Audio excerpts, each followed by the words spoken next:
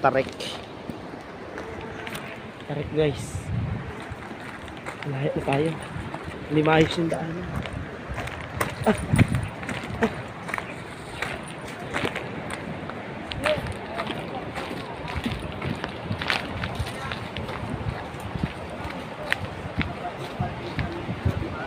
Oh. Ito kami sa gilid ng seawall.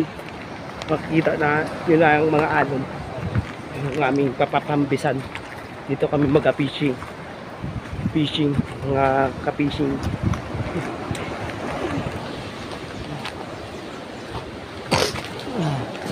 Hirap ng namin.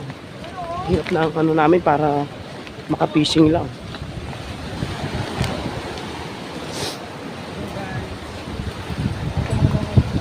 Kung ano, hindi ko nadalang rad ko, no.